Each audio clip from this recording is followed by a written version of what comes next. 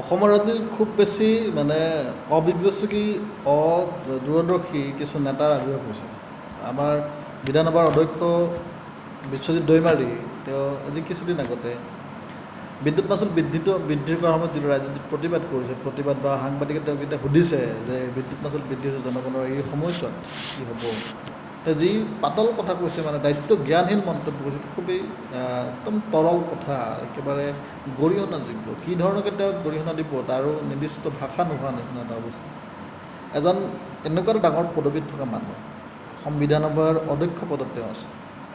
তেওঁ নিজৰ ঘৰত পেপাৰ পত্ৰৰ বাতৰি অনুসৰি তেওঁ নিজৰ ঘৰত 22টা AC স্থাপন কৰিছে গৰমৰ পৰা বাচিবলৈ।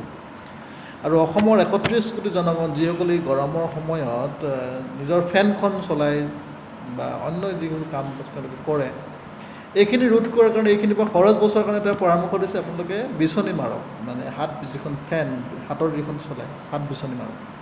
এই কথাবোৰ দি আচলতে এই ৰাজনীতিত, অসমৰ ৰাজনীতিত এই যে দায়িত্বজ্ঞানহীন এইখিনি মানুহৰ আবিৰ্ভাৱ হৈছে, এইখিনি যে জনগণৰ প্ৰতি কোনো ধৰণৰ দায়বদ্ধতা নাই তাকে প্ৰমাণিত কৰিছে।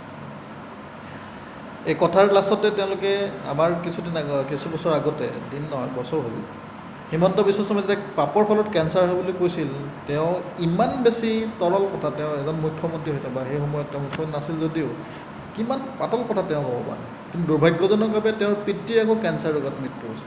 গতিকে তেওঁলোকে কোনো চিন্তা নকৰাকৈ কথাবোৰ কয়, মাত্ৰ কথাৰ ক্লাছতে কথাবোৰ কয়। অবিশ্বাসী, অদূৰদৰ্শী এই নেতাবোৰক দি দেশৰ উন্নতি বা অসমৰ উন্নতি কেতিয়াও হ'ব নোৱাৰে।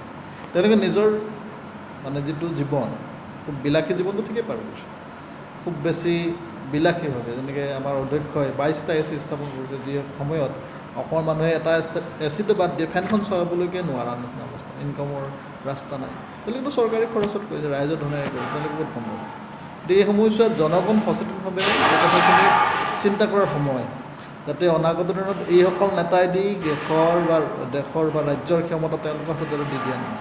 নহ'লে কিন্তু ভৱিষ্যতে আৰু ভয়ংকৰ ঘটনা ঘটিব, আৰু ভয়ংকৰভাৱে মানুহৰ ওপৰত বুজাত তেওঁলোকে বৃদ্ধি হয়। তেওঁলোকৰ নিজৰ বিলাসী জীৱনৰ কাৰণে তেওঁলোকে যদি পুনৰবাৰ ক্ষমতাত নিৰ্বাচিত হৈ আহে, তেওঁলোকৰ নিজস্ব বিলাসিতাৰ কাৰণে জনগণৰ ওপৰত টেক্সৰ বোজা, কৰৰ বোজা আৰু জাপি দিব, এইটো প্ৰায় নিশ্চিত।